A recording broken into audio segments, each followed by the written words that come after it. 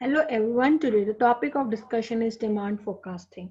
So before studying demand forecasting, let us know what is the meaning of forecast. So forecast is a guess or anticipation or a prediction about any event which is likely to happen in the future.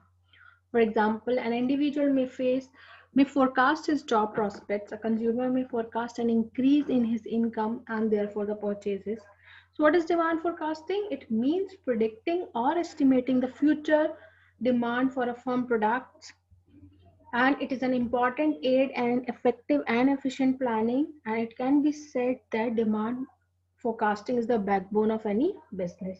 So demand forecasting means to predict or to estimate. It is a systematic process. It anticipates the demand for product and services of an organization in future under a set of controllable and competitive forces.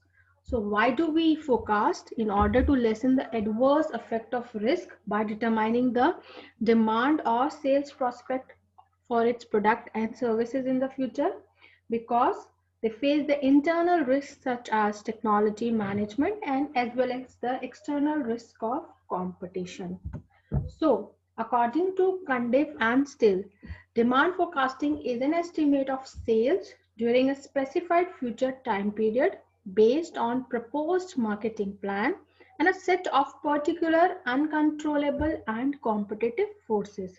So demand forecasting enables an organization to take various business decisions such as planning the production process, purchasing raw materials, managing funds, and deciding the price of the product. An organization can forecast demand by making own estimate called guess estimate or taking the help of specialized consultant or market research agencies. So the steps in demand forecasting is specifying the objectives. The objective may be long run or short run. So we have to specify whether we have to take long term demand forecasting or we have to predict only for a short time duration, or the whole or only the segment of the market for the firm's product, or overall demand for a product, or only for firm's own product, or firm's overall market share in the industry. So the objective of demand must be determined before the process of demand forecasting begins, as it will give direction to the whole research. Then the second step is determining the time perspective. On the basis of the objective set, the demand forecast can either be for a short period or for a long period. Then making a choice of method for demand forecasting. There are two methods, survey method and statistical method. Survey method includes consumer survey and opinion poll method, while statistical method include trend projection, barometric or econometric method. So each method varies from one another in terms of purpose of the forecasting, type of data required, availability of data, what is the time frame used, and the forecaster must select the method that best suits his requirement. Then the next is collection of data and data adjustment. Once the method is decided, the next step is to collect the required data either in the primary form or the secondary form or in both forms. The primary data we know are the first hand data which has never been collected before, while the secondary data are the data already available. Then the next step is estimation and interpretation of results. So once the required data is collected, demand forecasting method is finalized. The final step is to estimate the demand for the predefined year of the period. So the estimate appears in the form of equations, and the result is interpreted and presented in easy and usable form. The objective of demand forecasting can only be achieved only if these steps are followed systematically. The methods of demand forecasting. There are two methods. The first is opinion poll method. The second is statistical method.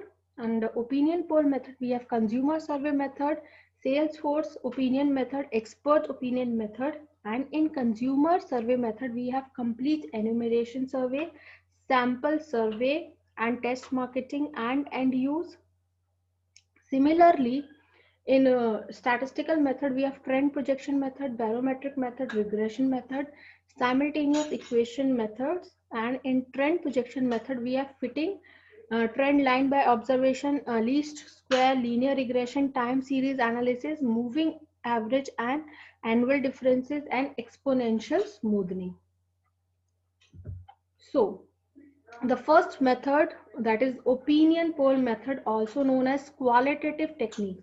So in this method, opinion of the buyer, sales force, and experts can be gathered to determine the emerging trend in the market. This method is suited for short-term demand forecasting, or demand forecasting for new product can be made by qualitative techniques. So opinion polling method of demand forecasting are consumer survey method, sales force opinion method, and the Delphi method. Consumer survey method is one of the most common and the direct method of demand forecasting in short term. This method encompasses the future purchase plan of the consumer and their intention. In this method, our organization conducts survey with consumers to determine the demand for their existing product and services and anticipate the future demand accordingly. And survey method include complete enumeration survey, sample survey, test marketing, and end use method. So the complete enumeration method says in this method, record the data and aggregate of consumer data is collected from all the consumers and then added up to arrive at as the total expected demand of the product. This method is comprehensive and can give better forecast of demand. This method is time consuming and costly. If the data is wrongly recorded, then demand forecasting goes wrong and this method becomes totally useless. So in complete enumeration method, we collect data from each and every individual from which the data is required. That is why its name is complete enumeration survey.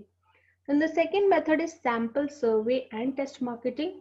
In this method, only few customers are selected and their opinion is gathered. It is a miniature form of complete enumeration survey, and based on the assumption that the sample truly represents the population. This method is simple and does not cost much, but the disadvantage is that the sample may not be the true representation of the entire population. Then the next is end use method. This method focuses on forecasting the demand for intermediary goods. Under this method, the sales of a product are projected through a survey of end users. Such goods can also be exported or imported beside being used for domestic production of other goods and can be calculated by using this particular formula, which says that the final consumption demand of any product is a functional relationship of many other things. So we can take one example. For example, milk is a commodity which can be used as an intermediary goods for production of ice cream, paneer, and other dairy products. So the equation becomes dm is equal to dmc plus dme minus im plus xi dot oi plus xp dot op and many more. So what is the meaning of all these terms? DMC means final consumption demand for milk. DME means export demand for milk. IM means import demand for import of milk. XI means per unit milk requirement of ice cream industry. OI means output of ice cream industry. XP and OP notations are similar to XI and OI for the paneer. So the formula can be written in this particular manner. Then the second method is sales force opinion method. In this method, instead of consumer opinion, the opinion of salesman is sorted. It is referred it is also referred as grassroots approach, as it is a bottom-up method that requires each salesperson in the company to make individual forecast for his or her particular sales territory. The advantage is that collecting data from its own employee is easier for a firm than to do it from external parties. But the disadvantages is that sales force may give biased view as the projected demand affect their future job prospects.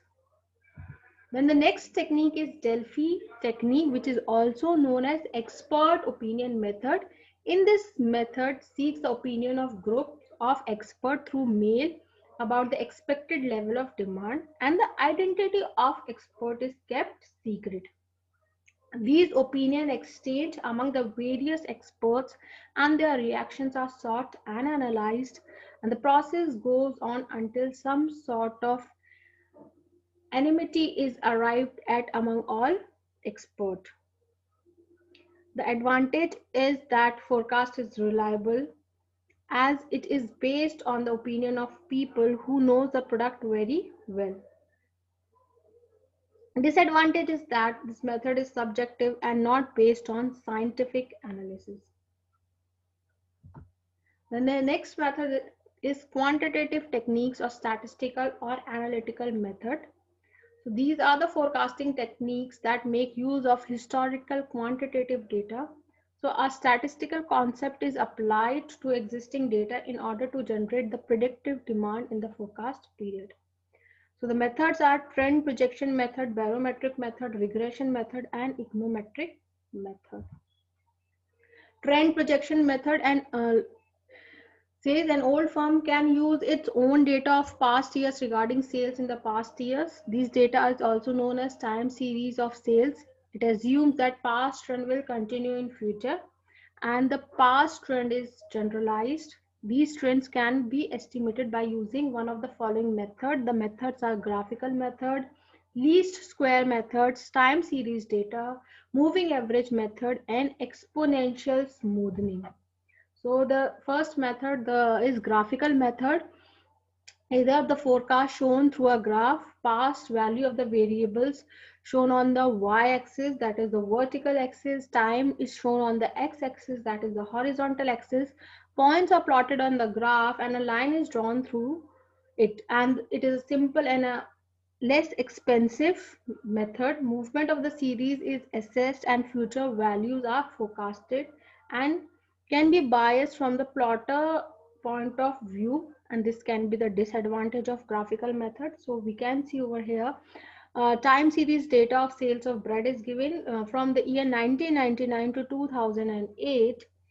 Now we have to predict what will be the forecast for 2011, and the sales of bread are given like 10, 12, 11, 15, 18, 14, 20, 18, 21, and 25. So what we have to do, we will plot the graph keeping sales on y-axis and year on x-axis, and when we will plot the graph, we can see this will come, and we will join the points. So the dotted line M drawn through the midpoints of variations. So what we have to do, we have to draw a dotted line named M through the mid values of the variation, and dotted line S, we can see over here, shows the straight line trend, and the fluctuating solid line shows the actual trend. So the fluctuating line is showing what? It is showing the actual trend, what we have plotted. When we extend the dotted line, that is the M and the X, we can forecast the sale trend for the future. So in this case, an approximate value will be 26,000 tons in the year 2011. So we can see easily in the particular graph. Then the second method is least square method, also known as fitting trend method. So it uses a coefficient of linear function. The data is written in the form of equation based on data from the demand, sales, and time curve.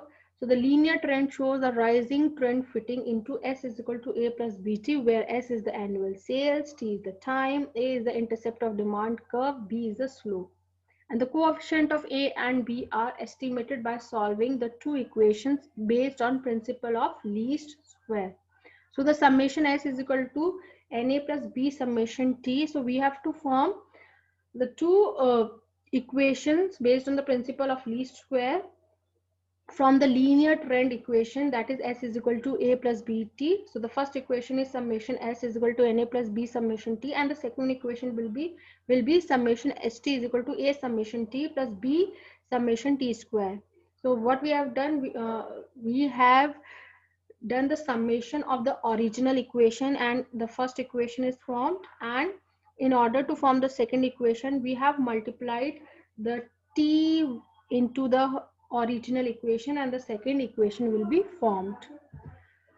So the similar data is used, and we have to predict the sales for the year 2009, 2010, 2011. So what we have to do, since the equation says that we should have the value of summation f s, summation t, summation st, summation t square. So we will take 1999 as the first year, so t will be 1, 2000 will be the second year, so t will be 2.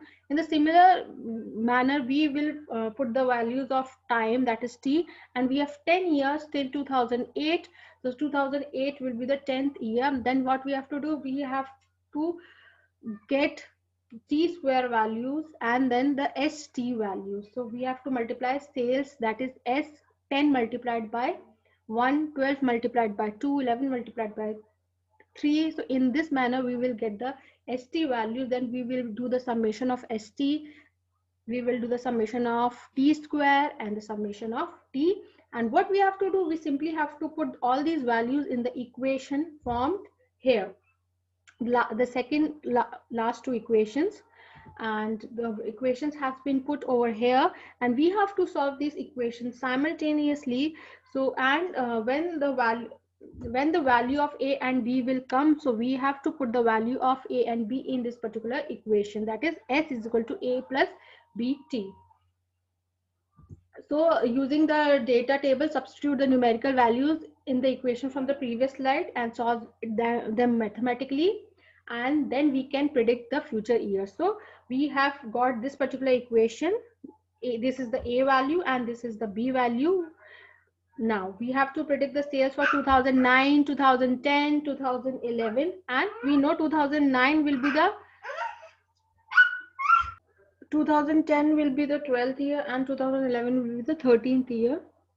So what we have to do, we have to put the value over here in order to find out the sales. A value has been calculated, B value has been calculated, and the T value has been given in order to find out the value of S. So 10, 11 and 12th year we have to find, sorry, 11th, 12th and 13th year we have to find. So we will put the values over here and calculate the value by using the formula. Then the second numerical is given where year 2003 to 2007 is given, and the sets of generators is given, sales of generator sets is given 120, 130, 150, 140 and 160. So we have to predict the demand for generator sets in the year 2000 if the present trend continues. So in a similar manner we can do. So here we can take t or we can take x. So here the linear equation which has been written, it has written like y is equal to a plus b x. So we have to form that equations, a set of two normal equations, and we have to calculate the value of summation y, summation x, summation xy and summation x square. And similarly we have to solve the values and we have to write the values. The time series data, so data collected over a period of time recording historical change in price, income and other relevant variable influencing demand for a commodity. So time series analysis relate to determination of changes in a variable in relation to time. Then the moving average method, the moving average of sales of the past year is computed. The computed moving average is taken as the forecast for next year. This is based on the assumption that future sales are the average of the past years. And we have the exponential smoothing.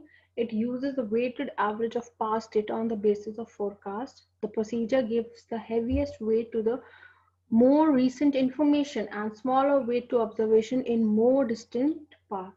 The reason for this is the future is more dependent on recent past than on the distant past.